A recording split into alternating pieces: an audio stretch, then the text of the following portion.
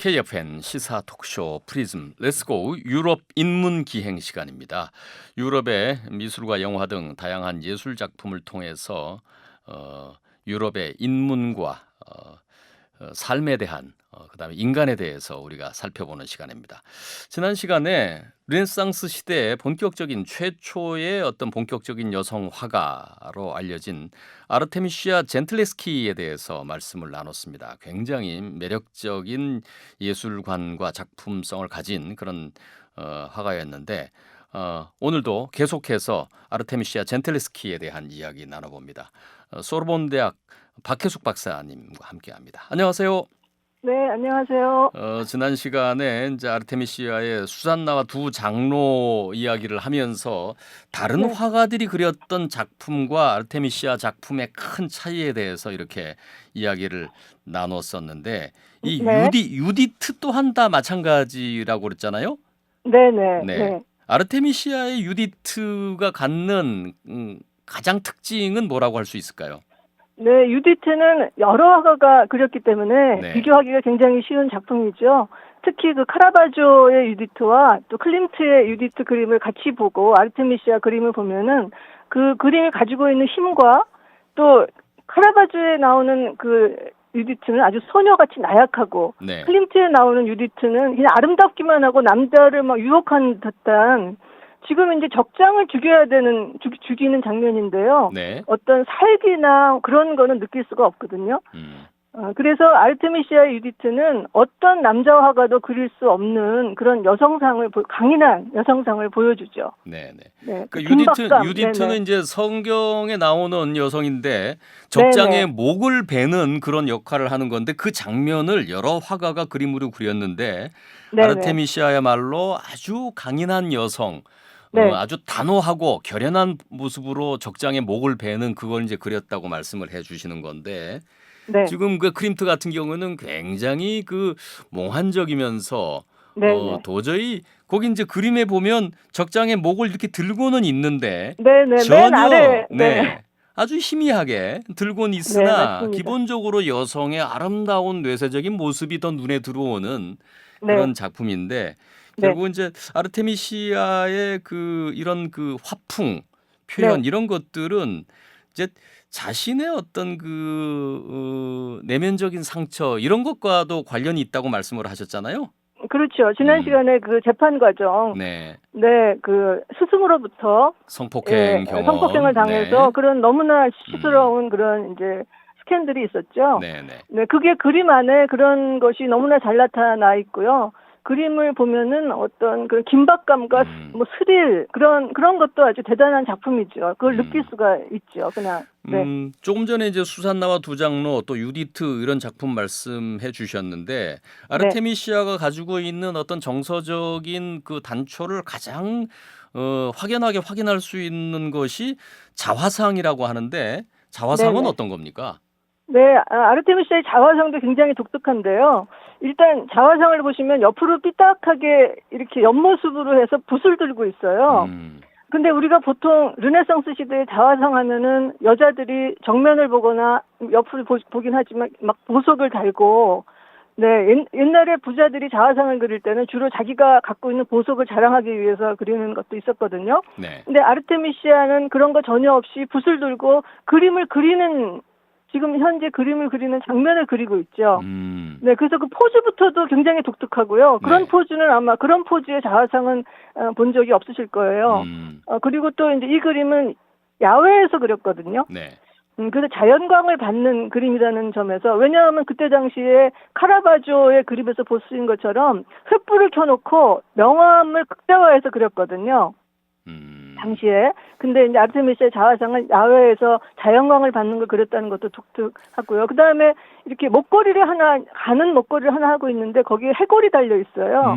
네. 그러니까 다시 말하면 아르테미시아한테는 어떤 그림을 그리는 게 거의 뭐 죽음을 각오하고 그렸다든가 아니면은 거의 뭐 죽고 싶은 마음으로 그렸다든가 그런 어떤 그 결연한 마음 네, 그런 거를 표현하고 있는 것 같아요.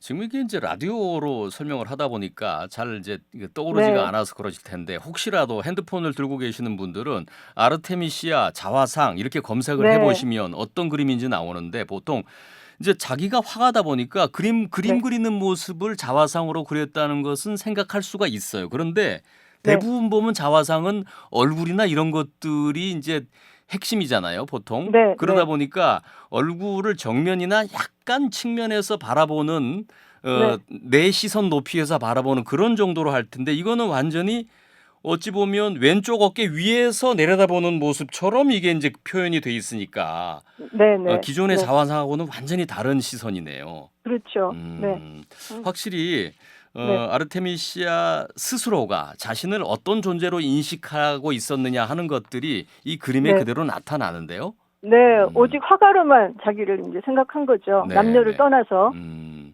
네, 르네상스 초기니까 네, 대부분의 이제 남자 화가들이 활약하던 시대에서 네, 최초로 돈을 받고 그림을 판 네, 여성 네, 화가로 평가를 받았으니까 뭐 얼마나 투철한 직업 의식으로 전투적으로 네, 맞습니다. 살았어야지 그게 가능했겠어요. 네, 네, 음. 음, 아르테미시아가 그러면 네, 본격적인 전업 화가로서 네. 그러면 많이 판매를 했습니까?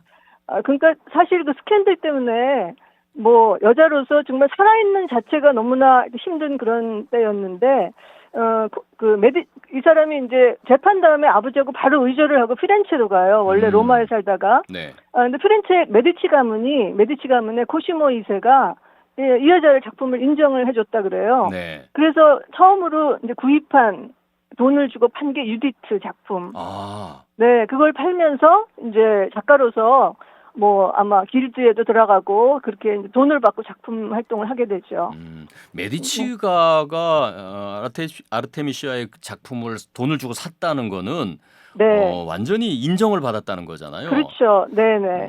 그럼에도 네, 불구하고 네. 굉장한 제약이 있었다면서요? 근데 그때 당시에는 일단 뭐 남자 누드를 그린다던가 하면은 감옥에 갔다 그러고요. 음. 그리고 이제 영화에 보면은 아버지가 이 딸이 너무나 천재적이기 때문에 이 아버지 그림도 대부분 딸이 그렸다 그래요. 네. 네, 젠텔레스키의 작품도. 어. 그래서 아버지가 딸을 데리고 이제 그 미술 학원을 가는데 미술 학원에서 안 받아줘요. 그러니까 여자는 안 받아주는 거죠. 음. 그러니까 배울 수도 없고, 그다음 마음대로 소재를 그릴 수도 없고, 그다음에 또 물감값도 당시에는 굉장히 비쌌기 때문에 그렇죠. 돈도 없으면 그릴 수가 없고 그런 많은 제약이 있었을 거예요. 음.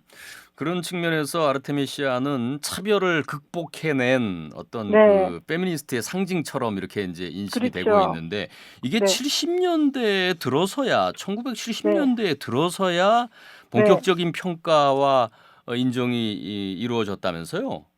그렇죠. 우리가 이제 까미우 클레델 조각가나 아르테미시아도 마찬가지고 우리나라의 나혜석 같은 사람도 당시에는 스캔들 때문에 뭐 이렇게 남자들에 의해서 무조건 평가절하되고 네.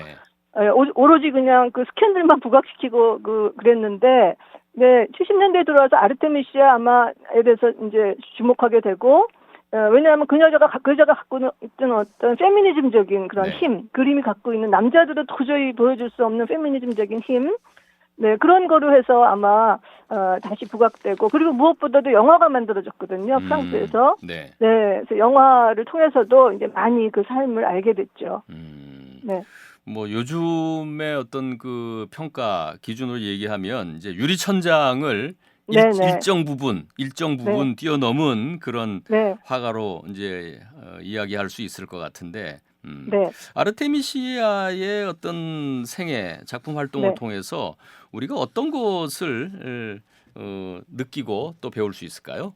네, 이 여자는 그 나중에 영국 황실에까지 불려가서 그림을 그렸다고 해요. 네. 네, 그러니까 아버지를 이제 뛰어넘은 거죠. 네. 예, 근데 하여튼 우리가 보기에는 르네상스 시대에 여자의 인권이라는 것조차가 없을 때 여자로서 사는 것도 힘들었을 텐데 거기다가 화가로서 또 한다는 것도 힘들었을 텐데 거기를 뛰어넘어서 그 정말 끔찍한 그 스캔들 네, 그 여자로서는 그 고통을 정말 이해하기가 힘들 정도로 그런 스캔들을 뛰어넘어서 자기의 그 본연의 화가로서 성공했다는 것. 예, 거기에서 우리가 많이 배울 점이 있는 것 같습니다. 그 용기에 대해서요. 네. 네. 네, 오늘도 지난 시간에 이어서 르네상스 시대 최초의 본격적인 전업 여성 화가로 알려져 있는 네. 아르테미시아 젠틀레스키에 대해서 이야기를 들어봤습니다. 아르테미시아 젠틀레스키 이렇게 인터넷에 쳐보시면 아주 강렬한 네. 여성성을 표현한 그녀의 작품을 보실 수가 있는데요.